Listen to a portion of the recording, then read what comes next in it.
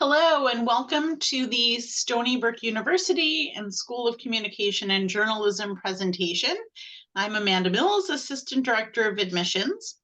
Our guests will introduce themselves in a few minutes and share some important information with you. And following the presentation, we'll save time for your questions. So please use the Q&A to add questions that you have during the session. Please note that while we won't be discussing general admission requirements, if you have not already done so, or if you need clarification on our admission process, please attend one of our upcoming December information sessions, which review the application process, deadlines and policies, and provides details about student life, living on campus, and student support. This session is being recorded and will be available to watch on our YouTube, the Undergraduate Admissions Stony Brook YouTube page in a few days. Now, please join me in welcoming our guest speaker, Eric Brodsky. Good evening, everyone. Nice to have you with us. So my name is Eric Brodsky. I am the Recruitment and Outreach Specialist for the School of Communication and Journalism. I have a long history within higher education, coming in about close to 2 decades worth in higher education. My role at what we affectionately call SOCJ is honestly to work with you all as students and to work with students who are interested in SOCJ, sort of work hand in hand with admissions is a great partnership that we have. What we're going to do tonight really quickly is we're going to go through just a few slides, very brief overview just about SOCJ, give you some of the ins and outs, and then take some of those questions in case any of your applicants are thinking about it, and just make sure that you really have those questions that are answered. Joining me tonight is one of my seniors, Tim. I'll just have him do a quick little intro before we get started. Hi, everybody. My name is Tim. My pronouns are he, him. I am a senior political science and mass communication student at the School of Communication and Journalism, and I'm really happy to be here today. Awesome. Thanks, Tim. So as we get started here, so just a little bit about SOCJ and what we're all about. So you'll see right there at the top, we are found on the foundation of creating a fairer, more just, more rational world through engaging ethical communication and media. And that really just speaks to what we're all about, is the principle that we work with as we're going through and as our faculty are teaching. And you'll see it as it broadcasts throughout what our students are learning. We were founded back in 2006, not obviously Stony Brook University, but the school itself, SOCJ, was founded back in 2006 as the School of Journalism. We were renamed the School of Communication and Journalism in 2021 when we added the additional mass comm major. I'm going to go through our majors in just a second. We are home to more than 300 students and 30 faculty members, 65% of whom have terminal degrees. Our faculty are absolutely wonderful. Tim can speak personally for them, having taken classes, but just knowing them and working with them hand in hand, they are at the cutting edge of the field, in a broad range of what they specialize in, and it's just a great community to be part of. So here are the majors that we offer within SOCJ. As I said, we started back in 2006 as the School of Journalism, and journalism was our first major. Journalism is the nuts and bolts. It's for those students who want to go out there, the reporters, they're the ones behind the camera, they're the ones who want to work in your traditional media, the ones you're going to see on the news every day. That is what journalism is. We also have mass communication. That was a major that was added in 2021. That is really for students who want to study how the messages are created and shared. So think about your digital majors, things like that, the digital messaging. It's really everything that is written, broadcast, discussed, and shown to audiences. It really is one of those broad majors that covers a lot of different topics, but it's really engaging too. So our students who are mass comm can go a number of different directions when they look at what their majors can do. I'm really excited to share our communication major. Now, that's a major for students who want to study how communication works and why. It's really just the day-to-day communication that we all have. That is a new major. We're enrolling students in that now, and that has just came on the books this past semester. So the students are enrolling in the fall. Communication is really popular from what I'm seeing in the application pool. So it is really drawing a lot of students in, and we're really excited to have those students join us. Now, when you look at the SOCJ majors as a whole, there's so many different ways that students can go. And just very candidly, as I've been talking with Tim over the last couple of semesters, we talked together about what he can do with his major and different directions. And there's, again, different ways, right?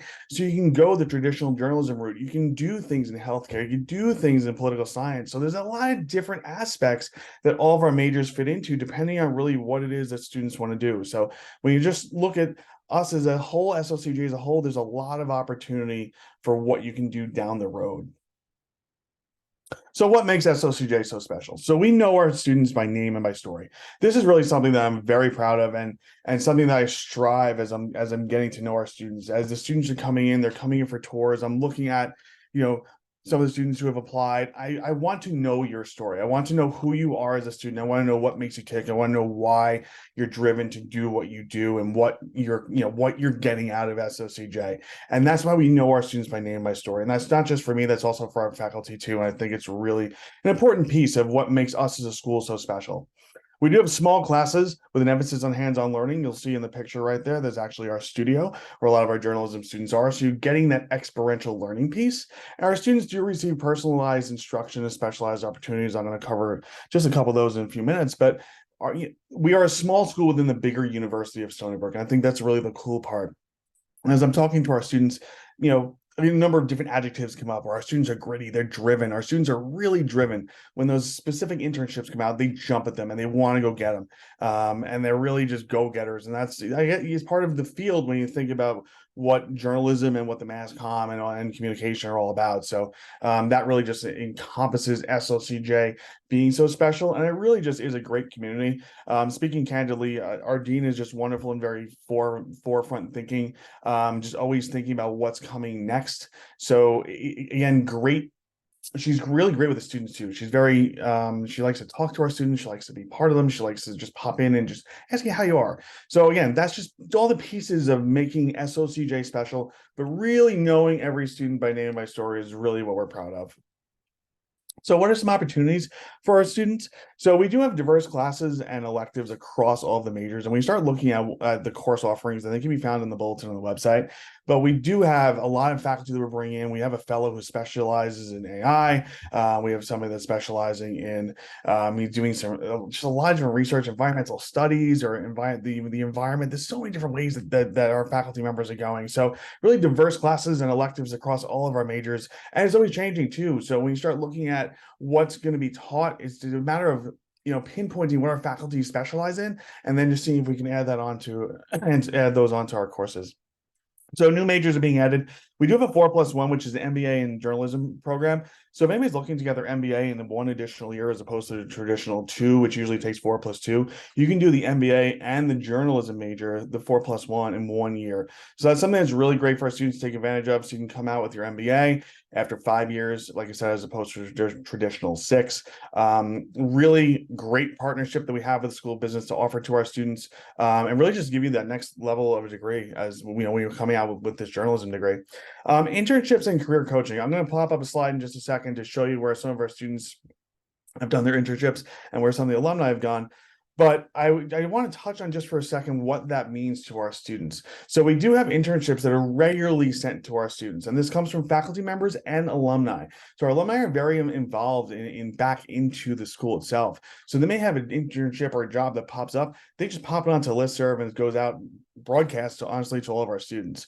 And the same goes for our faculty members, where if they have a job that pops up, they're going to send it out to the students, and they'll post it on the website. And there's just a lot of great opportunities. We also have a great partnership with the Career Center. We do have one of the Career Center representatives actually holds office hours in our office. Currently this semester, it's every Tuesday from 1 to 5. And I share the same suite with that office. And when the students are popping in, they're doing interview techniques, they're talking about jobs that are coming up, they're talking about, how does my resume look? And it really is, it's a great partnership.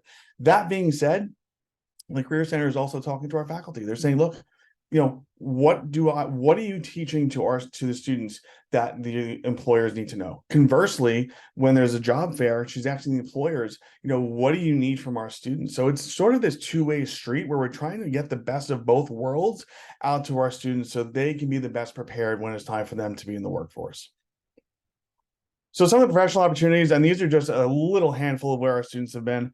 One of the students, we have a student advisory board as part of the School of Communication and Journalism. One of our students over the summer was at SiriusXM. And again, these are just a spattering of the big names where our students have been. And the list is growing. These are, again, just a very small sample size of where our students have been. And honestly, some are big, some are small, some are internships, some are real jobs. It is really just great opportunities. Some they find on their own, and like I said, some come from faculty postings and whatnot. So the list is ever growing.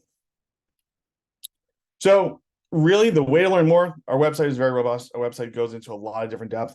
We actually have a major quiz on the website too. If anybody actually want to check it out and see, if you're not sure what you want to do, you can actually sort of go through and take this major quiz, which sort of works as a training. It'll really get you down to which of our 3 majors is best for you. I did add my email directly to there as well. If anybody wanted to email me directly with any questions, I'd be happy to work with you as you go through. And I really, that's it. I'd love to take some questions for you, but I'll also defer over to Tim for a second. I'd love to give him an opportunity just to share some of the student perspective of what he's encountered as a mass comm major over his last couple of years.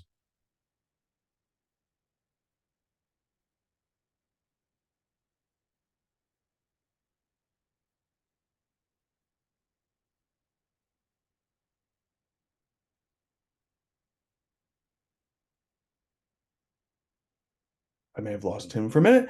I'd be happy to take questions. If there's any questions out there, I'd be happy to field them. I don't know what's going on the admissions back end, but I'd be happy to field anything that comes my way. We have some pre-submitted questions that were actually very topical, which is great. Awesome. One question that came in focused on, they want to know, so they're really interested in journalism, but they're all really interested in meteorology. And they want to know, can they double major? Do they major in minor? How do they, kind of go in that direction? Because I think they were talking about the atmospheric science major and journalism.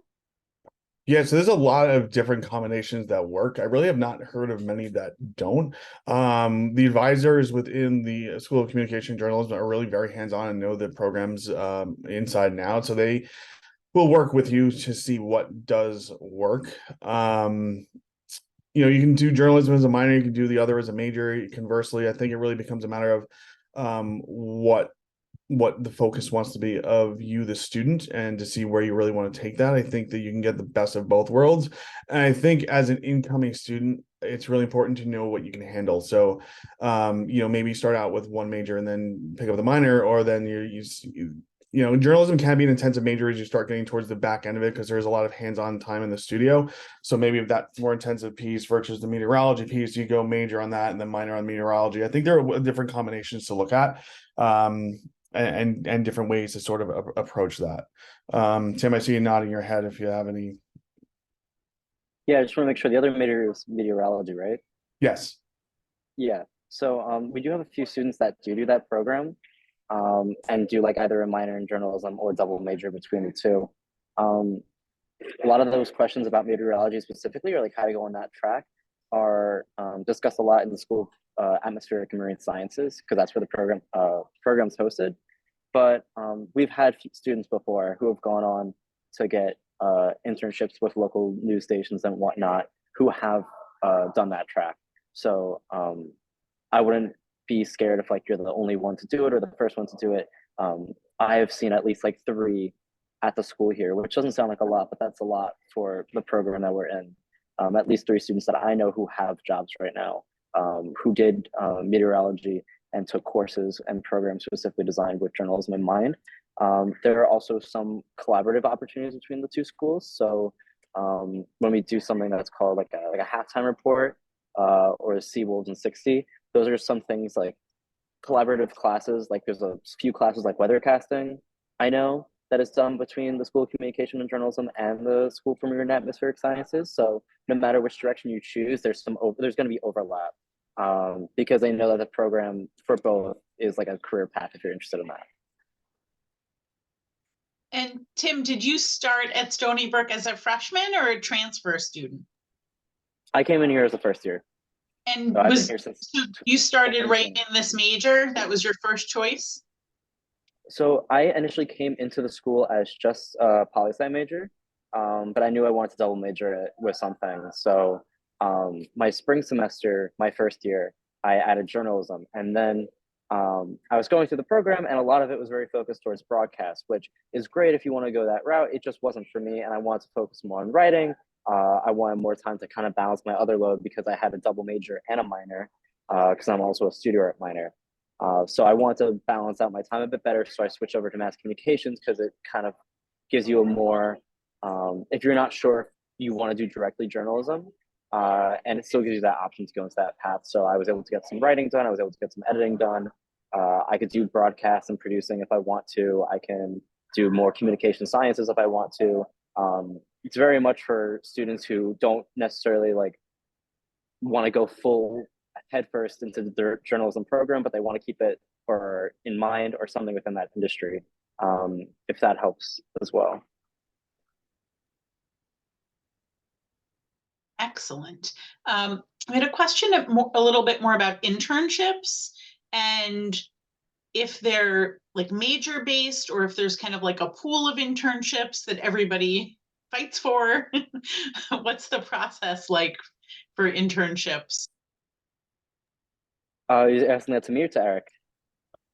I mean, like I said, Tim, I'll let you answer this too, but like I said, the internships, we do a great job of coordinating for our students, and we do have one faculty member who does coordinate them with opportunities that comes into him. There is an alum faculty member who also does that. And then we also have the partnership with the Career Center, and that is all feeding into what our students are getting for internship opportunities. Tim, I know from the student perspective, is that what you're encountering that you see as far as the opportunities go? Yeah, I mean, internships here go like crazy. So we have like a specific person from the Career Center that assists us in the School of Communication and Journalism to help find job postings. The Career Center in general is just great. No matter what program you end up going into, Career Center here is like a must-have and one of the best in the SUNY system if you are looking for internships or jobs after graduation, no matter if you do journalism or not. The professors here are all working in the industry or actively worked in the industry. So because of that, they have connections to the school. So a lot of them worked for Newsday, News 12, national outlets like CNN or NBC, a lot of startups in their time. There were many pioneers, especially like from like the 80s or 90s that do stuff here with the School of Communication and Journalism. So they're all like very much industry focused people. They came in here wanting to teach students and wanting to help students out. They didn't come just to be a professor. So on top of the Career Center, you have people who have connections to the industries that you want to go to, people who have experience, people who are actively working in the fields of journalism and communications. So there's ample opportunity for you to get internships that way. And there's also professors that are actively checking job boards and doing job postings. Internships are very plentiful for you if you want to do the program. Yeah, and just two quick points just to add on to that. So in the picture on the slide, you see right there, that's actually our newsroom, and that's Professor Dowdy, and he actually did work for Newsday. So that's just a real world example of our faculty that are in the field. And also important to know, like I said before, we're only a school of 300 students, so you do have those network opportunities with the faculty and with the staff, and I think that's really important. So our students do know our faculty, and they do attend their office hours, and they are there to help. And it's the relationship that you're building with those faculty members that get you those opportunities. I've said that to students for many, many years. A lot of what you get out of college is what you put into it. So at the same time, getting to know your faculty members does become vital in how you progress and the opportunities that might present themselves to you. Thank you. And we have a question. Is there a specific journalism program, or I guess specialization, directed towards food or sports media at Stony Brook? Could you both maybe give some insight? You know, it's funny. Food I Sorry. can't think of per se, but we do have a great partnership with athletics. Tim mentioned the halftime report before, and that is a great opportunity for students to have some hands-on work in the studio. That actually gets broadcast during the basketball games, men's and women's, and it's a full-on production. But we do have students that are working with athletics. There are internships, etc. One of our students was on the social media side of athletics, and his profile is actually on our website. So there are opportunities to be in the athletics realm, in addition to getting the experience with that. The food one is a tricky one. I have not heard of that yet.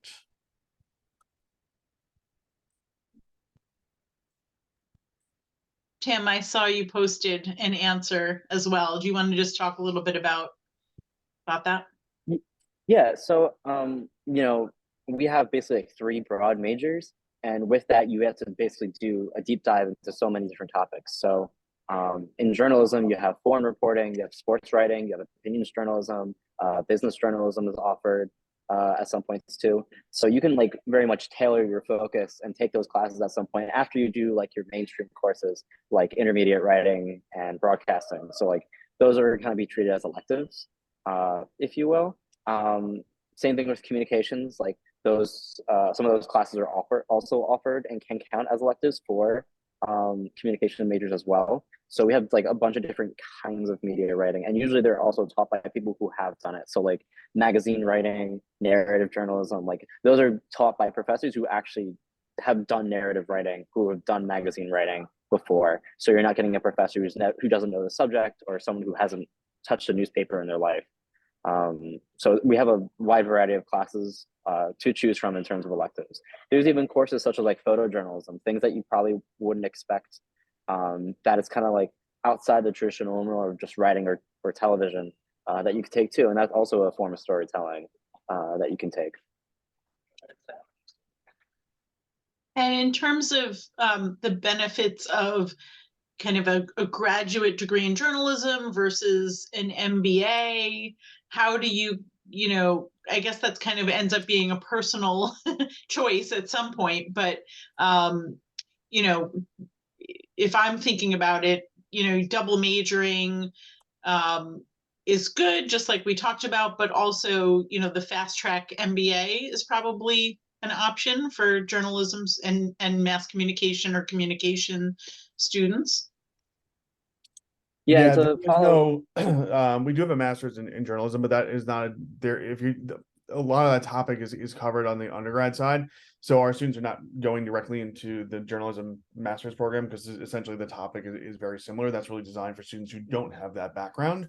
But the MBA is extremely valuable and it makes you very marketable once you're in the workforce. yeah, I was gonna second what Eric was saying. MBAs very much like a common path to do with a bachelor's in journalism. You're taking something to think about is that journalism programs are relatively new in the grand scheme of college education. So often, like traditional journalists would major in English or economics or political science or sociology, and then would eventually have to get a master's in journalism. So getting the bachelor's in journalism is actually really helpful for you because it can be a terminal degree already. So you don't need a master's in journalism to go into like places like NBC, Newsday, News 12, if you don't want to get a master's. So if you're considering a master's, an MBA, I think is definitely like going to be more marketable to you and more influential, because the journalism bachelor's already kind of does what traditional masters in journalism would do already. But if you want to do a master's in journalism, if you want to go down that path, like it's definitely a good choice. But if you want to just do traditional, probably that MBA fast track is a good idea. And I know there used to be, I don't know if they were like field trips or maybe it was called Professional Fridays or something, where groups of journalism students went into different places like in the city to, kind of shadow or get a tour of a location. Does that still happen, or was that like a long time ago? If it is happening, I'm surprised I haven't heard of it, but I don't think so. There are a few classes that like go and like do traveling. So there was this semester, Eric, you might be able to help me on this. They went to a research facility in NASA in like Yep. Arizona, I think. Yep. Phoenix. And Yeah. that's been going on Arizona. for a few years. Yep. That was actually Professor Dowdy's class, oddly enough. Interestingly enough, that was his class. I think that was pre-COVID when that was happening, and I don't know that it's resurrected itself completely yet. But there are partnerships again happening with the Career Center where we're trying to have students go out to employers, if you will, and get some face time that way. So the partnerships are existing. It's just not necessarily in the same form that it was. Gotcha. And I know there were some opportunities to study abroad. Is that also kind of on hiatus, or is that? No, we have students that are studying abroad. One of our students, our students did a holiday spectacular, which Tim was a part of this past week. that was produced, and one of our students is currently abroad. She's in Spain, so that is definitely happening. Sam, I don't know if you were able to speak to any other students that you know of. Yeah, so the study abroad program, more broadly, for really nice word choice, is like open to any student at the university. And correct me if I'm wrong, because we are part of the SUNY system, you have options to other study abroad programs if Binghamton or Buffalo are hosting them as well. And the study abroad, they are separate fees from your traditional semesters. So like you either do it in the spring, winter, summer, whatever the case may be. But yeah, there's opportunities in journalism, there's opportunities for communications. They operate kind of differently. But yeah, no, study abroad, you could totally use that for these programs. There's a few students that I know that have been able to go to, I believe, Spain, Paris, I think Paris, Italy, I want to say. I don't know, a few places they've traveled, they've studied abroad. That's great.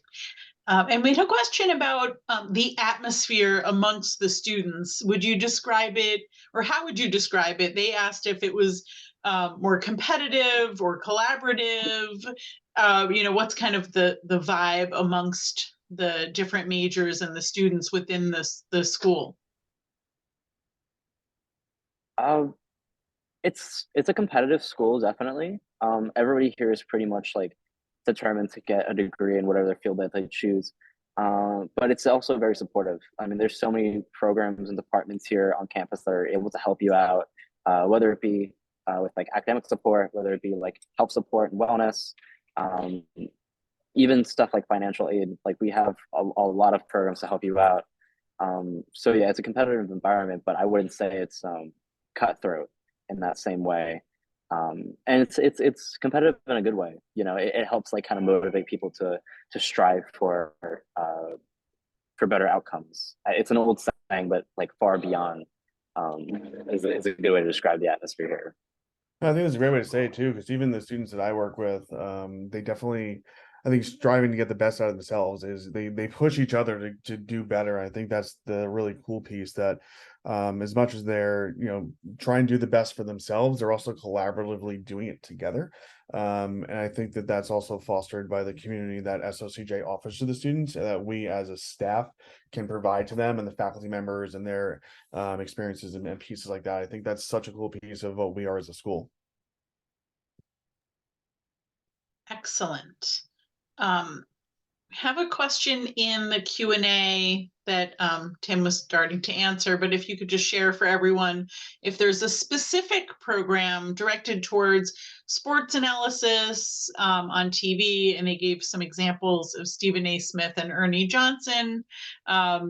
Is that a career path for any of our students? So kind of what I was saying before about the previous question where it came to like food or sports media, like we do have courses here that are part of the programs that you can take, such as sports reporting, opinions journalism. We do have a few communications broadcasting classes that you can kind of tailor yourself to sports analysis. But if you really want to get like a deep dive into those kinds of topics, we definitely have a lot of extracurricular programs here that you could partake in that have pretty rich sports analysis programs. So we have student publications on campus that you can join. Then you could like write for sports for them. I'm pretty well acquainted with those editors and stuff, and they're all really helpful, and they'll definitely teach you the ropes when it comes to stuff like basketball, football, and covering those games to like that analysis level of the people that you were describing.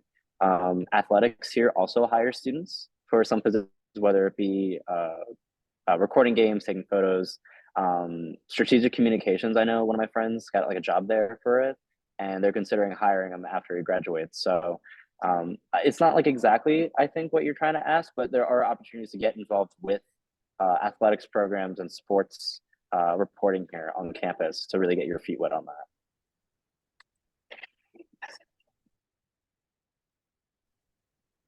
And a question that comes up a lot is, how do you balance, being a student, having practical experiences, majors, minors, Is there a support system if you need academic help, or are you just kind of, gutting it out on your own? Oh man, that's the $1 million question. Holy cow. I don't know how I've been doing it for 7 semesters. I don't know how I've done it. Um, so I do like a lot of stuff on campus as well. I'm kind of all over the place. Double major, minor. I have a couple jobs on campus. I've been involved in multiple e-boards on campus. And yeah, it gets to be a lot, definitely. I think one of the best ways to kind of uh, deal with that work-life balance is to kind of always ground yourself in that you're a student, and at the end of the day, you're here to like get a degree. So if things are really stressing you out and getting really overwhelming, kind of prioritize what you want to prioritize.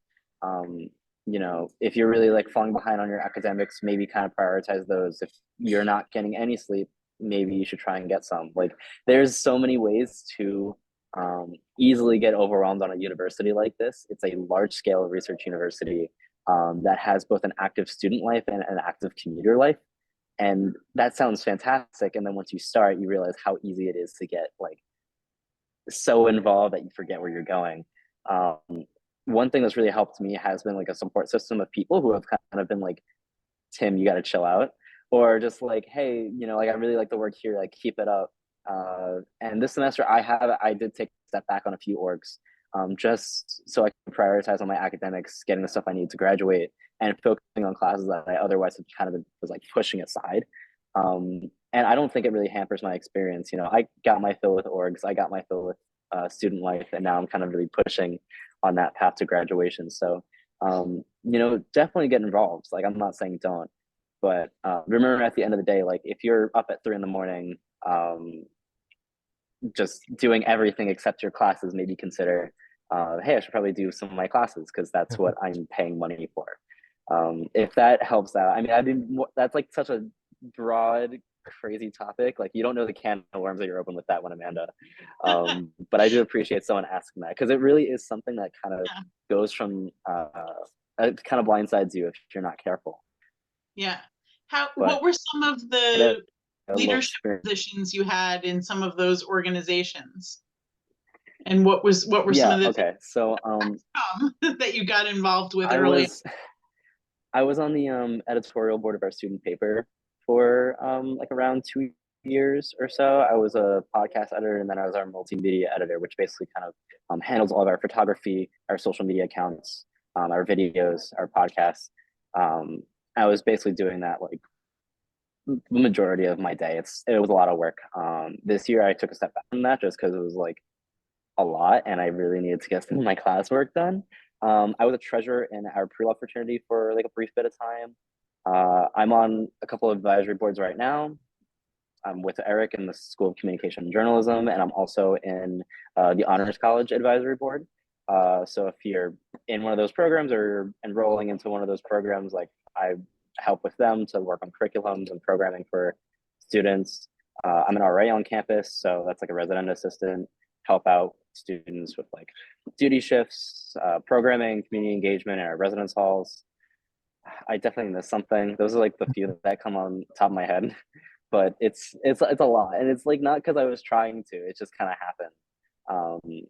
So yeah, definitely like at some point, like I kind of filled my plate with a bunch of stuff and took 2 bites, and I was full. So kind of acknowledge like what you're gonna take on when you do it, because I did all that while being a full-time student in 2 majors. And I'm not saying that as a flex. I'm actively saying that as like a please be careful with what you do. But it's really great to get involved here. I'll say that. Yeah, that is definitely the full Stony Brook experience right there. Those are not small responsibilities. What Tim was talking about, he kind of said them as if they were, those are big commitments. So that's great. Yeah, there's a lot you can do at Stony Brook. I'm wondering if, Eric and Tim, we don't have any more questions. So if you have any kind of final advice about choosing a major and, amongst the School of Communication and Journalism majors, and how to decide, or if you have to decide right away, if there's any anxiety from our audience about that, and how flexible everyone is at Stony Brook for the most part. Yeah, I mean, one of the biggest things I'll say in being in higher ed for so long is there is a school out there for everybody. I think that there's a lot of pressure on students to really figure out what they want to do, and they might not always know, and that's okay. A lot of it comes down to how comfortable you are as a student when you're actually out on those schools. So one of the biggest pieces for me is getting out there and visiting. We at SOCJ are actually going to be partnering with admissions in the spring, so we're going to be offering tours of our facility and our spaces. So you'll actually be able to meet with us. We're working out the specific dates, and you'll all get information about that once it happens in the spring. But really, just come out and visit and see the spaces, get to know us a little more, talk to us on that individual level. The families, the students, and just see what we're like as a community. We'll bring you to the newsroom, we'll bring you to the studio, we'll show you our spaces, and we'll just get to know you a little bit more as a student too, which I think is so important. But a lot of it's about fit, and just understanding the school is a broader piece, right? Tim was just talking about everything that he was involved in. I think there's so many pieces that go into it. So for me, I've said it for a number of years, just go out there and visit, and the pieces generally fall into place. It's just a matter of you being comfortable where you are, and I think that's just a really important piece. Thank you. Tim, any final words of advice for our guests as you approach finals and then your final semester? I think, like, if you told me like 4 years ago this is the spot I'd be in university, I'd be like, that's crazy. Like, there's so much to offer in just 4 short years. Like, it sounds like it's not a lot of time, and it really isn't. But now that I'm looking back, just because I'm graduating next semester, it's really wild to see like how far I've grown, the people I've met, the experiences that I've had. Like, I wouldn't have imagined half of this stuff coming in. I came in as just a poli-sci major, and now I'm trying to get like a job in the media industry with a group of friends, with the clubs and orgs that I would have never imagined being a part of. I didn't know what like campus residences was when I came here. I wasn't involved with the mass communication program when I got here. It just got established when I was here. I never would have thought of being a part of my student paper. I wouldn't have thought of feeling confident enough to be active on social media with my own student journalism page. I would have never thought of meeting people like Eric, and now Amanda. Hello. I would have never thought of meeting these people. So like, really, like, it's such an overwhelming experience, I know, for a lot of you, but you don't have to figure it all out right now. I enrolled in Stony Brook in December, and I didn't officially like accept the admission. I completely butchered those words, but I didn't accept the admission until like March or April. So like, you have time on your side, and give yourself grace if you're stressed out right now, because like, I know it's a tough process and like such a big commitment. But really, like, be open to new experiences, and like really have that, if you have that drive, like you'll have a good outcome here. Very well said, everyone. Well, I personally found this to be very educational. I always love learning more about all of our colleges and schools at Stony Brook. And I want to wish Tim the best of luck in the rest of your Seawolf experience. And Eric, thank you so much for presenting for us this evening. And thank you to all of our guests for joining, and Alyssa and Noelle behind the scenes with the Q&A. Thanks, everyone. Have a wonderful rest of your day. Bye, everyone. Bye-bye.